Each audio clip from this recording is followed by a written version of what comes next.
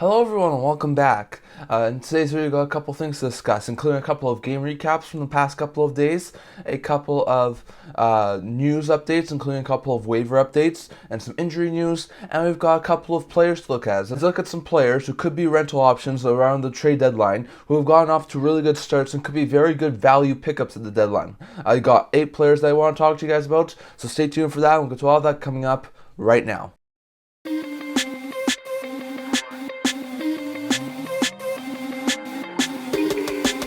Hello everyone, welcome back to another video here at the Internet Hockey Channel. Before I begin this video, don't forget to like this video and subscribe down below. We are so close to 200 subscribers. I would never be able to do this without all of you guys. So thanks for all of your support, and don't forget to continue to subscribe if you haven't already. But going back to today's video, we got a couple of things to discuss. I'm going to start off today by discussing a couple of quick game recaps from over the past couple of days.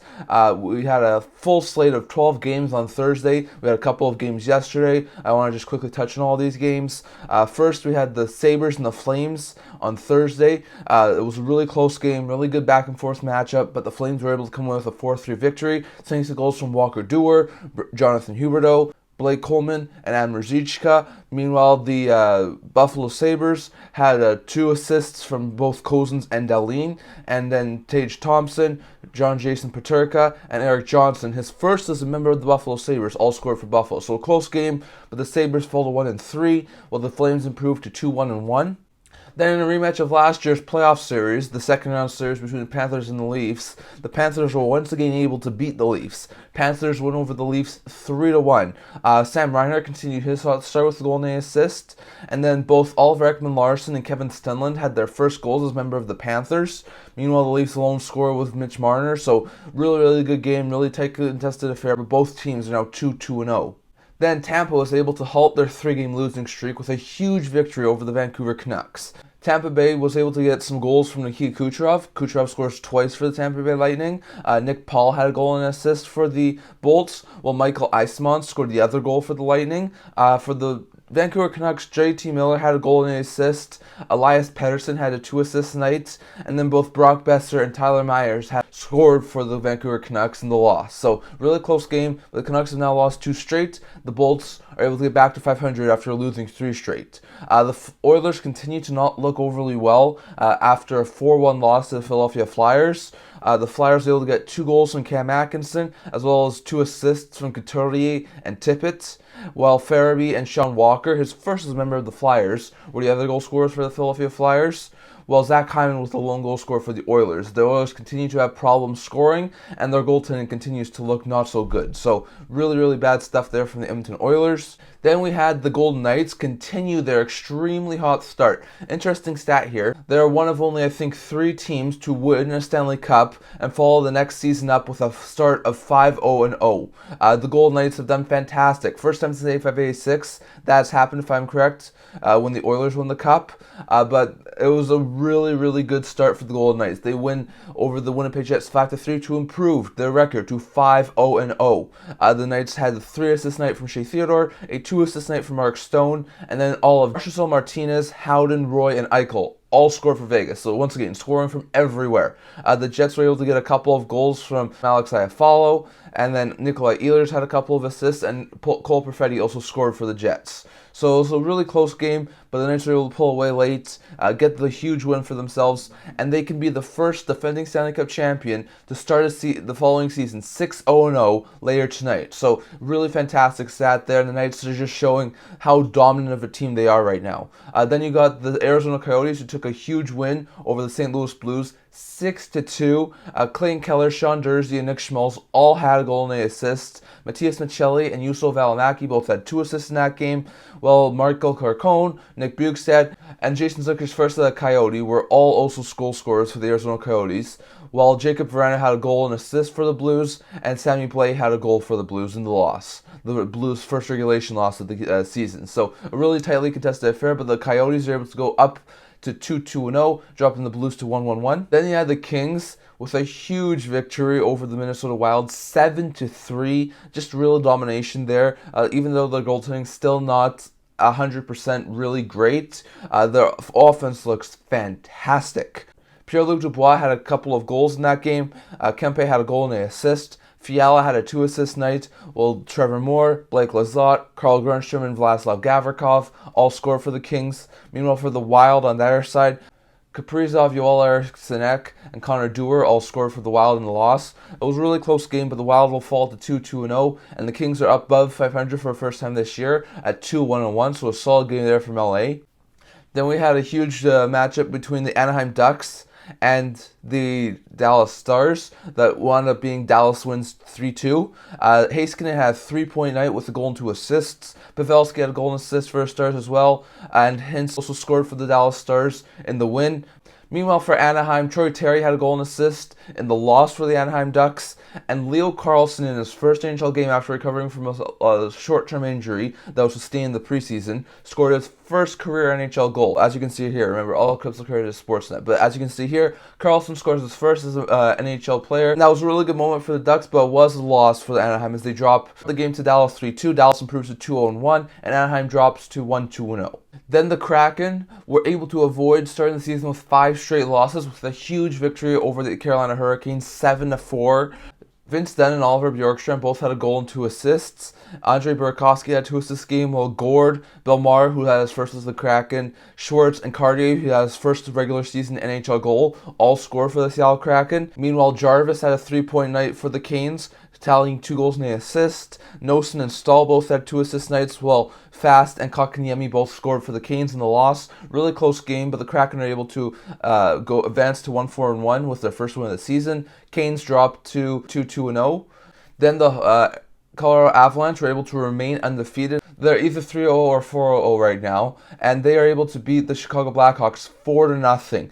Georgiev gets an 18-save shutout, while Tatar and Rantanen both had 2 assists for the Avalanche, and then Taith, Johansson, his first as a member of the Avalanche, McKinnon and O'Connor all scored for the Avalanche in the win. So a huge win there for the Avalanche over the division rivals. The Bruins remain undefeated with a 3-1 victory over the winless San Jose Sharks. Marchand, Pasternak, and James Van Riemsdyk all scored for the Boston Bruins, while Anthony Duclair got his first as a member of the San Jose Sharks in the loss. So once again, Sharks were really competitive. It was a really close game, but still Bruins were able to come away with the win and remain undefeated. So really good stuff there. Then yesterday we had Columbus Blue Jackets were able to defeat the Calgary Flames 3-1. Justin Danforth and Zach Werenski in his turn both had a goal and an assist, with Sean Corrali also scoring for the Jackets, and then Elias Lindholm had the lone goal for the Calgary Flames in the loss. So really close game there, but the Jackets are able to improve to, if I'm correct, 2-2-0, and the Flames dropped to 2-2-1.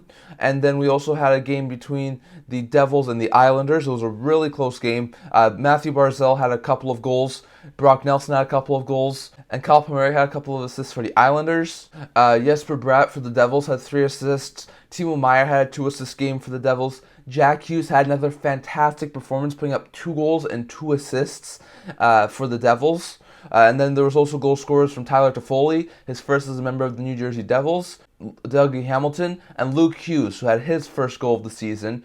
All those guys were able to contribute to a 5-4 overtime victory for the New Jersey Devils over the New York Islanders. Really close, really tight contested, but the OT goal here from Jack Hughes wound up winning the game for the New Jersey Devils and wound up making it a huge win for New Jersey. So really important win there for the Devils. They improved to 2-1-1 while they dropped the Islanders to 2-0-1. So a huge win there for the Devils to improve their game, and a huge win for the Devils to really step up their game. So really good stuff there, with a lot of players getting their first NHL goals, first with their new teams. Some really good stuff there to see, but definitely I think that we've had some really good games over the past couple of days. Definitely, I've really liked all of the action. We're going to have another full slate of games today, 15 games in total today. We only have 2 on Sunday and 1 on Monday, and then we'll have a full 16 game slate on Tuesday. So we'll touch on what happened over the weekend in our next video, but we definitely have been having some really good games, and I expect this to continue to happen over the next couple of days. So definitely don't forget to keep on watching. There's been a lot of really good games.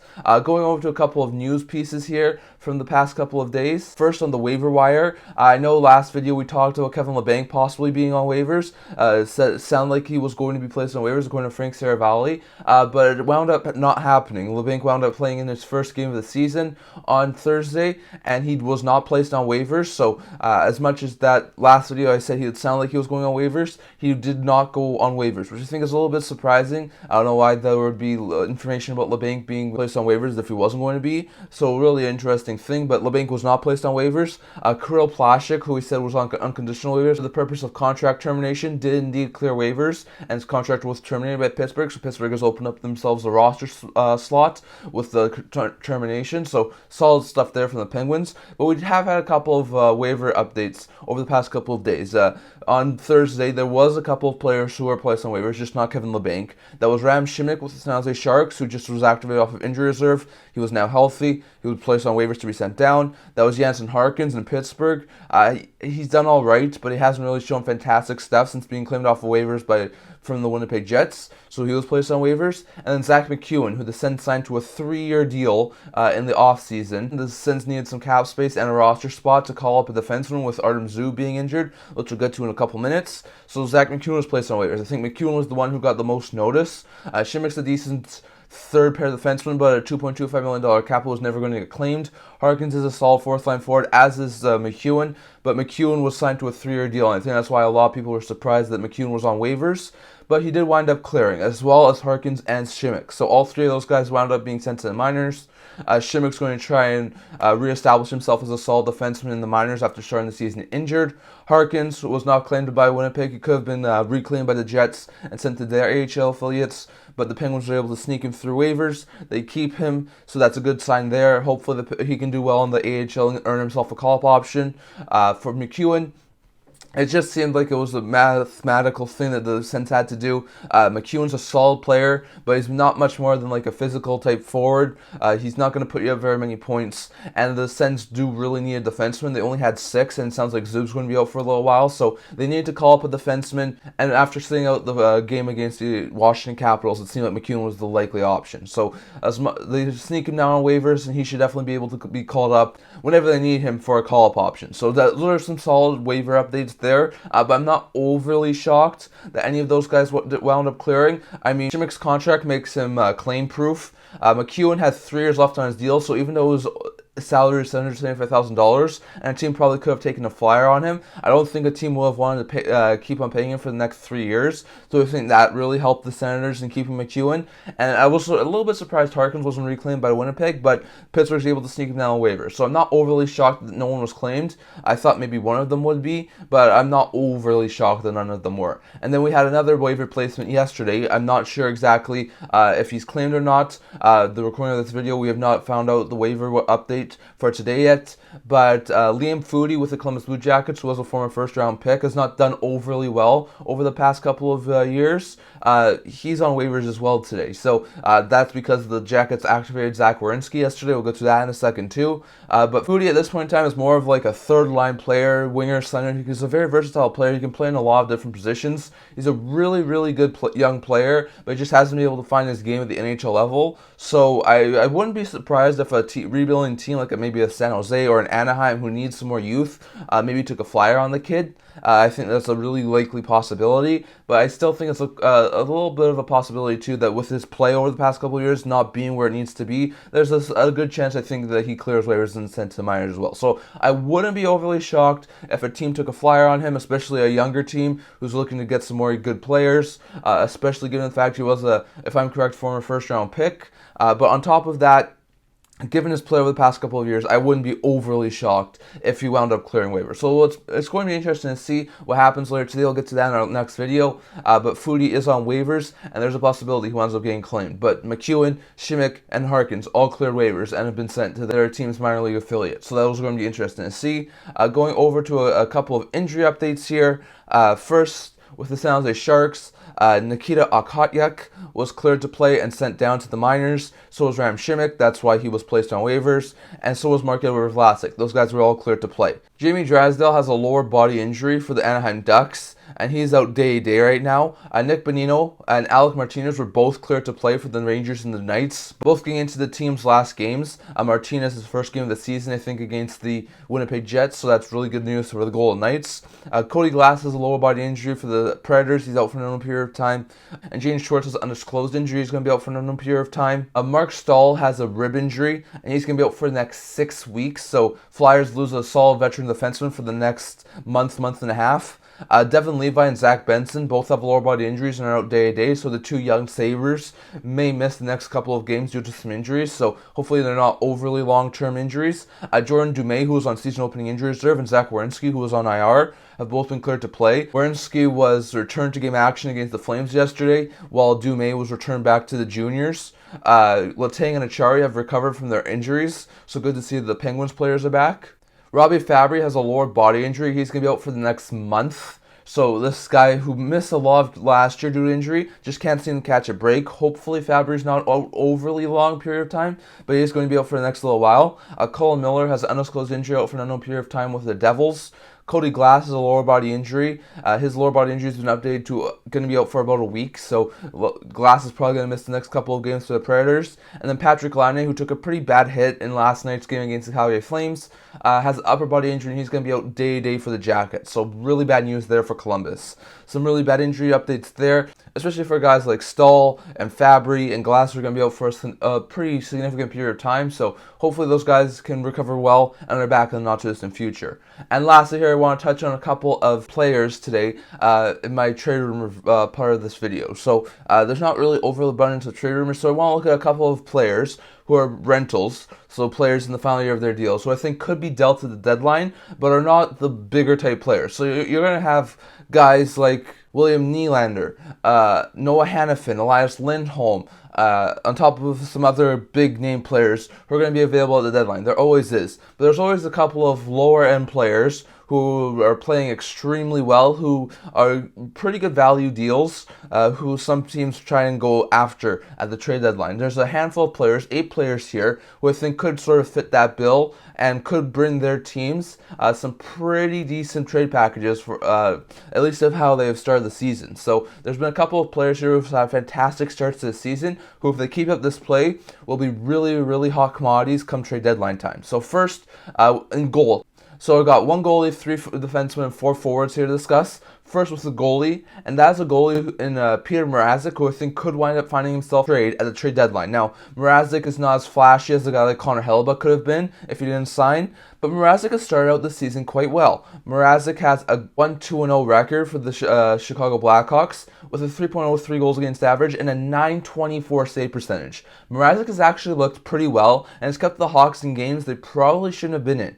So, in my opinion, I think there's a really, really good chance that if Mrazek continues this play, I mean, the Hawks are not an overly awful team this year, especially with Bedard. If he continues this play in front of the Hawks team, I think there would be a team or two who could possibly look to try and add Mrazek. Now, Mrazek's cap hit is $3.8 million right now, but if the Hawks were to retain half of his money, that would be able to get it down to $1.9 million. I could sort of see him be like a Jonathan Quick was last year, where the Knights had some injury troubles. Dylan Brossois were being injured, Thompson was being injured, they wanted some goalie insurance, so they acquired Quick. I could see a team do that with Peter Mrazek. I know the Hawks moved up a couple of rounds a couple of years ago in the draft to acquire Mrazek. So that was the big jump for the Hawks, to move up a couple rounds to take on Mrazek's contract. So imagine them being able to trade him at the trade deadline and get an asset for him. That would be fantastic for the Hawks. So, I mean, a .924 save percentage in 3 games is solid. Is he going to be able to keep that up? Not exactly sure. But that if he continues to have like at least over a .910 save percentage, I think he's going to have some interest come trade deadline time. So I think Mrazek's going to be the name to watch out for around the deadline. If he continues this solid level of play he's put up over the first 2 games of the season, I think Mrazek could be a solid option to possibly acquired by a team to be a solid either backup or third string goaltender. Now on the defensive side, we have 3 players here. First, with the Winnipeg Jets, Dylan DeMelo. Now, the Jets did wind up signing Hellebuyck and Scheifele before the season started, which were really good signings. But if they do wind up not making the playoffs, which is looking like it's a possibility at this point in time, it's really early. But if they do wind up looking like they're going to miss the playoffs, I could definitely see them move a couple of pending UFAs. And a guy like Dylan DeMelo could be a good value pickup for a couple of teams. DeMelo started this year with a goal and 2 assists, 3 points in 4 games, with a +4 rating. So he's looked absolutely fantastic. He's a top 4 defenseman. He's a right shot defenseman. Even though he's putting up points right now, he's more of a defensive defenseman. So if a team needs a more stabilizing force, a top four defenseman who could definitely bring some stability to a team, I think DeMelo could be a fantastically hot commodity come trade deadline time. He's a really good player. He started out really well this year. He has a $3 million cap hit, so it's not overly bad of a contract. And if the Jets were to retain some salary, that would be a fantastic move for a couple of teams. So if the Jets are still doing mediocre to not too good around the trade deadline, and DeMelo's continuing the strong play, I could see the Jets possibly get like a third or maybe even a second round pick in exchange for DeMelo. So that's going to be a name we have to watch out for. On top of that, we have Philadelphia Flyers defenseman Sean Walker. Walker, who scored in the game against the Oilers, as we talked about. He has a goal and an assist, 2 points so far this year,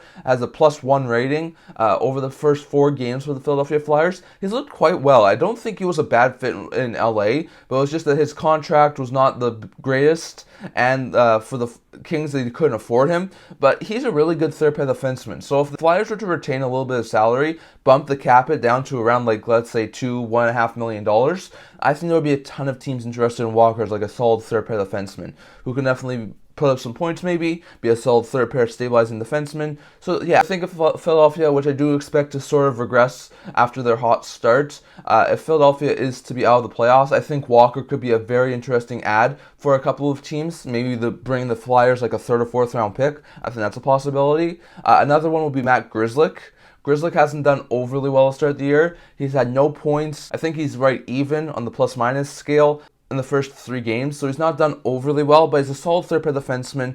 The Bruins have apparently been possibly shopping him around. He could be a solid third pair defenseman for a team. I could definitely see Grzelcyk be a guy who's moved at the deadline and be a really good addition for a team on the third pair. I'm not exactly sure what the Bruins would want for him, given the fact they're still trying to go for a playoffs at this point in time.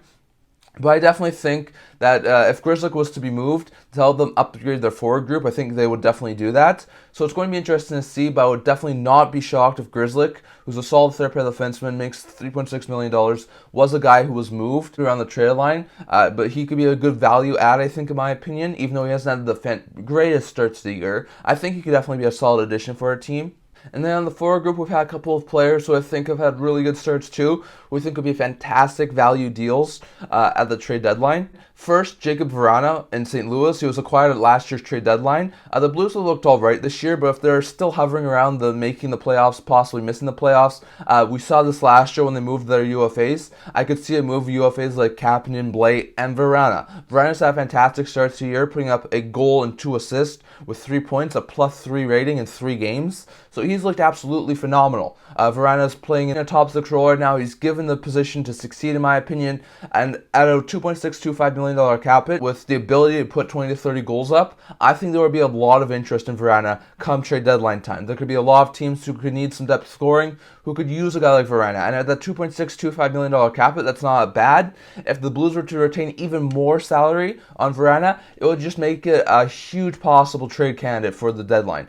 In my opinion, if they were to retain it to get Vrana under $2 million, there would be a ton of teams interested in Vrana. And he's had a really good start to the season too. So I definitely like to think that Vrana will be a possible trade candidate at the deadline. Sean Monahan's probably another one as well in Montreal. Monahan's a solid middle 6 forward. He was supposed to be traded at the deadline last year, but was injured. They kept him around, signed to a 1-year deal. He's had a pretty good start this year to the season, putting up a goal, an assist, 2 points, a +2 rating in 3 games. So he's looked pretty solid. I do think Monahan could definitely draw some attention. If he can continue to play overly well, I would definitely think teams could bring him in as like a 3rd-line player, and the Canadiens could probably get like a 3rd-round pick, maybe at a decent level prospect in return. So I definitely would expect that the Canadiens were able to move Monahan so long as he stays healthy this trade deadline. Thomas Novak's another guy, as well as Daniel Sprong. Novak in Nashville has gone off to a pretty good start, putting up 2 goals, a -2 rating in 5 games, which is alright for a Predators team that's 2-3-0 and hasn't looked the greatest. Novak is making $800,000. If the Preds are not doing well and are not in the playoff spot, and they do wind up moving a couple more pieces at the trade deadline this year, I think Novak could be a really hot commodity because he's a solid player who could definitely be like a 3rd-line center on a contending team, and he's making $800,000. Not very many players who have Novak's level of scoring ability, like he showed last year, are going to be making that much much money. So I think Novak's going to get paid this offseason. I think he's going to get a really good raise on his $800,000 deal. But at the deadline, I think he could be extremely good value pickup for our team, especially a cup contender who's looking for like a third-line center. So in my opinion, Novak, I think, could be a fantastic addition for our team come trade deadline time. He's going to be a name we have to watch out for. As for Daniel Sprong, he's also started out with 2 goals in 4 games to start the year, a +2 rating. Sprong signed with the Red Wings after being released from the Kraken in the offseason. The Red Wings are doing pretty good this year, but if they do start to fall off and they're hovering around the playoffs at the trade line again, and they're not guaranteed to make it, I think there's definitely a chance Sprong gets moved. Sprong's a very good goal scorer. He can fit on the 3rd line, he can fit on the 4th line. He's a very versatile forward. He can play on the wings. So I think there would be a lot of interest in Sprong, and I think there would be some interested parties if he were to be available come trade deadline time. So those are 8 players who I think could definitely be really good value pickups at the deadline. 1 goalie, 3 defensemen, 4 forwards. A couple of other guys who I could see would be like a Corey Perry, who's had a really good start to the year. Tyler Johnson in Chicago, who's had a really good start to the year, but their contracts make them a little bit more difficult to trade. If you look at Tanner Pearson in Montreal, he's another guy who I think could possibly get dealt. So there are a couple of players out there who's had some pretty good starts to the year who I think could be fantastic deadline deals for a couple of these teams, depending on where those teams are in the standings and if they are going to be sellers or move those players. But definitely, I'd love to hear your guys' thoughts down in the comments.